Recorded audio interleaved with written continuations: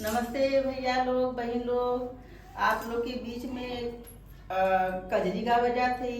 वो कलयुग में अगर जे नाही पूजा पाठ करत हो, जे नाही भजन भाव करत हो, जे बड़ छोट का अदब नहीं करत हो, तो उ कैसे करे कैसे न करे। अभी गाना के कजरी के माध्यम से सुना जल जाए और आप लोग भी वही राह पे चला।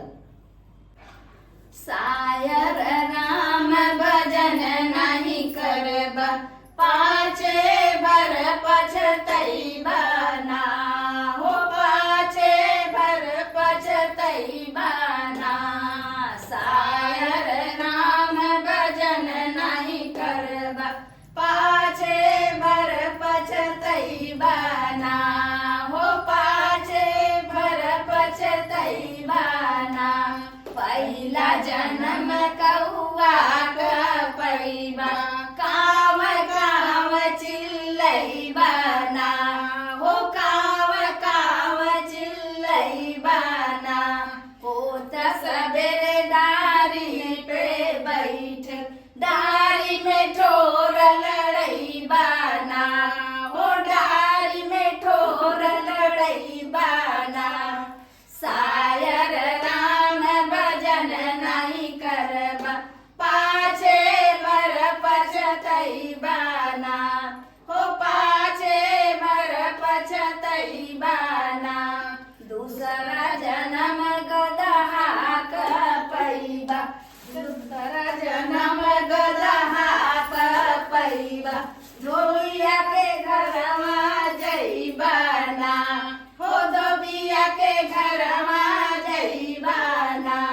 हो सबेरे पीठी पर लादी, लाद के घाट पहुँचैबा ना हो, लाद के घाट पहुँचैबा ना।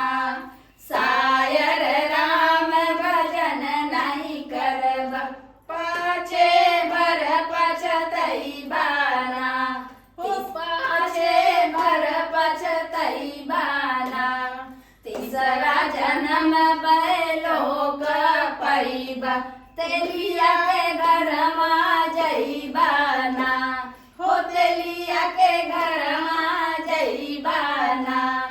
हो सबेरे कोलू में बांधिक, दिन भर तेल पेरैबा ना हो, दिन भर तेल पेरैबा ना। सायर राम भजन नहीं करब, पाछे भर पछतैबा ना हो, पाछे भर पछतैबा ना। चौथा जन्म कुत्ता का पैबा, गली गली घुमबा ना हो, गली गली घुमबा ना। होत सबेरे रोटी के खाती, चार चार डंडा पैबा ना हो, चार चार डंडा पैबा ना।